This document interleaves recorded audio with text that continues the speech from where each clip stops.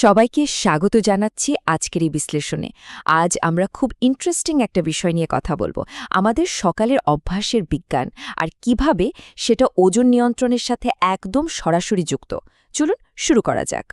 প্রথমে একটা খুব চেনা প্রশ্ন দিয়ে শুরু করি। ধরুন সকালে নাস্তা করার ঠিক আগে পানি খাচ্ছেন, অনেকেই কিন্তু ভাবেন যে এতে বোধহয় হজমে মারাত্মক সমস্যা হয়। ধারণাটা খুব পরিচিত, তাই না? কিন্তু সত্যি বলতে কি বিজ্ঞানের কাছে এমন কোনো প্রমাণই নেই। মানে এই যে একটা ভয় আমাদের মধ্যে কাজ করে, এটা পুরোপুরি ভিত্তিহীন। নাস্তার আগে পানি খাওয়া একদম শতভাগ নিরাপদ। শুধু নিরাপদই না, বরং নাস্তার ঠিক আগে হাফ লিটার শূন্য ক্যালোরির পানি খেয়ে নিলে দারুণ একটা ব্যাপার ঘটে। এতে খুব দ্রুত পেট ভরা মনে হয়, আর প্রাকৃতিকভাবেই খাওয়ার পরিমাণ কিছুটা কমে আসে। ওজন কমানোর জন্য এটা কিন্তু একটা চমৎকার বিজ্ঞানসম্মত ট্রিক। তো হজমের এই ভুল ধারণাটা তো ভাঙল। এবার চলুন আজকের মূল আলোচনার বিষয়গুলো এক নজরে দেখে নিই। ওজন মাপা ও ট্র্যাকিং, সকালের ব্যায়াম, পুষ্টির পরিকল্পনা এবং সবশেষে ঘুমের প্রভাব। আমাদের প্রথম টপিক ওজন মাপা এবং ট্র্যাকিং, অর্থাৎ সেলফ মনিটরিংয়ের বিজ্ঞান। আচ্ছা, ওজন তো আমরা অনেকেই মাপি, কিন্তু এর একটা সঠিক নিয়ম আছে। নিখুঁত ফল পেতে হলে এই 4টি ধাপ মানতেই হবে। প্রতিদিন সকালে বাথরুম সেরে একদম খালি পেটে এবং প্রতিদিন প্রায় একই ধরনের পোশাক পরে ওজন মাপতে হবে। ব্যাস, এই রুটিনটা মেনে চললেই সবচেয়ে সঠিক ফলাফল পাওয়া যাবে। এই বিষয়টা কতটা কাজ করে তা নিয়ে অক্সফোর্ড বিশ্ববিদ্যালয়ের একটা দুর্দান্ত গবেষণা আছে। তারা অতিরিক্ত ওজনের ১০০ জন মানুষের উপর স্টাডি করে দেখেছেন যে প্রতিদিন সকালে ওজন মাপার এই অভ্যাসটা মানুষের আচরণে ঠিক কী ধরনের জাদুকরী পরিবর্তন আনে। আর ফলাফলটা শুনলে আসলেই অবাক হতে হয়। যে গ্রুপটি শুধু ওজন মেপেছিল তারা গড়ে প্রায় ১ কেজি ওজন কমিয়েছে।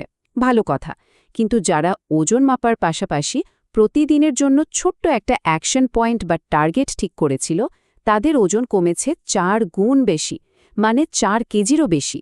ভাবা যায়? এখন প্রশ্ন হল, এই অ্যাকশন পয়েন্টগুলো আসলে কি? খুব সাধারণ কিছু কাজ, যেমন ধরুন শুধু ডাইনিং টেবিলে বসেই খাবো, রাত ৮টার পর আর কিচ্ছু খাবো না, প্রতিদিন ১০,০০০ কদম হাঁটব, অথবা বসে বসে আড্ডা না দিয়ে বন্ধুদের সাথে হাঁটতে হাঁটতে কথা বলবো। এই ছোট ছোট প্রতিশ্রুতিগুলোই কিন্তু দিন শেষে গেম চেঞ্জার হয়ে দাঁড়ায়। এবার চলে আসছি আমাদের দ্বিতীয় বিষয়, সকালের ব্যায়াম, অর্থাৎ দিনের শুরুতেই শরীরটাকে একটু অ্যাক্টিভ করে নেওয়া। এর জন্য কিন্তু জিমে যাওয়ার কোনোই দরকার নেই।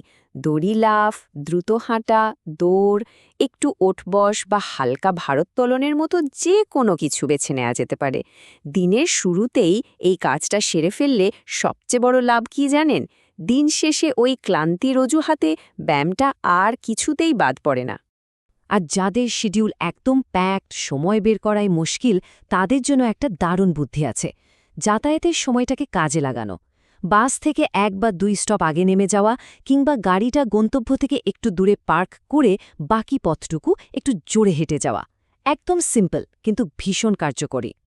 এখন আমরা দেখব আমাদের তৃতীয় গুরুত্বপূর্ণ টপিক, পুষ্টির পরিকল্পনা করে কিভাবে অস্বাস্থ্যকর খাবার এড়ানো যায়। ধরুন হঠাৎ খুব ক্ষুধা পেল, তখন হাতের কাছে সিঙ্গারা বা কোমল পানীয় পেলে তো আমরা সেটাই খেয়ে ফেলি, তাই না? কিন্তু সকালেই যদি প্ল্যান করা থাকে যে আজ স্ন্যাক্স হিসেবে কি খাওয়া হবে, আর সাথে যদি একটা বক্সে কিছু কাটা ফল বা বাদাম থাকে, তাহলে এই বাইরের ভাজাভুজি খাওয়ার লোভটা খুব সহজেই সামলে নেওয়া যায়। পুষ্টির কথা যখন আসলই, তখন আরেকটা জরুরি কথা বলি। সকালের চা বা কফিতে চিনি খাওয়াটা কিন্তু একেবারেই বাদ দিতে হবে, কারণ চিনিতে কোনো পুষ্টি নেই, আছে শুধু এক গাদা জিরো ভ্যালু ক্যালোরি, যা স্রেফ ওজনটাই বাড়ায়। আর লুকানো ক্যালোরি নিয়ে কথা বললে এই ব্যাপারটা না বললেই নয়।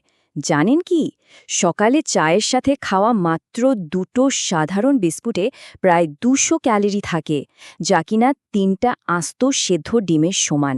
বুঝতেই পারছেন ওজন কমানোর জার্নিতে এই ছোট ছোট ফাঁকিগুলো কতটা মারাত্মক হতে পারে। চলুন এবার আমাদের একেবারে শেষ টপিকে যাওয়া যাক, ঘুমের প্রভাব। ওজন নিয়ন্ত্রণের ক্ষেত্রে এটা একদম জাদুর মতো কাজ করে। বিজ্ঞান বলে মস্তিষ্ক ঠিকমতো কাজ করতে এবং হরমোন ব্যালেন্স রাখতে একজন সুস্থ প্রাপ্তবয়স্ক মানুষের প্রতিদিন ৭ থেকে ৮ ঘন্টা ঘুম দরকার। এটা কোনো লাক্সারি না, বরং স্বাস্থ্যকর রুটিন ধরে রাখার একদম বেসিক একটা শর্ত। কারণ ঘুম ঠিকঠাক না হলে শরীরের ভেতর উল্টোপাল্টা রিয়াকশন শুরু হয়। সারাক্ষণ ক্ষুধা লাগে, ফ্যাট বা শর্করাযুক্ত খাবারের প্রতি মারাত্মক ক্রিভিং তৈরি হয়, ব্যায়াম করার জন্য শরীরে কোনো এনার্জিই থাকে না, আর স্ট্রেস লেভেলও অনেক বেড়ে যায়। তখন কিন্তু ওই সকালের স্বাস্থ্যকর রুটিনটা ধরে রাখা বলতে গেলে অসম্ভব হয়ে পড়ে। তো আজকের এই বিশ্লেষণের শেষে এসে আমরা দেখতে পাচ্ছি যে ছোট ছোট অভ্যাসগুলোই দিন শেষে কত বড় পরিবর্তন নিয়ে আসে। এখন একবার ভাবুন তো, আগামীকাল সকাল থেকে এখানকার কোন ছোট্ট অ্যাকশন পয়েন্টটা দিয়ে নতুন রুটিনে শুরু হতে পারে। কে জানে, হয়তো এই ছোট্ট একটা পদক্ষেপই বড় কোনো সাফল্যের চাবিকাঠি হয়ে উঠবে।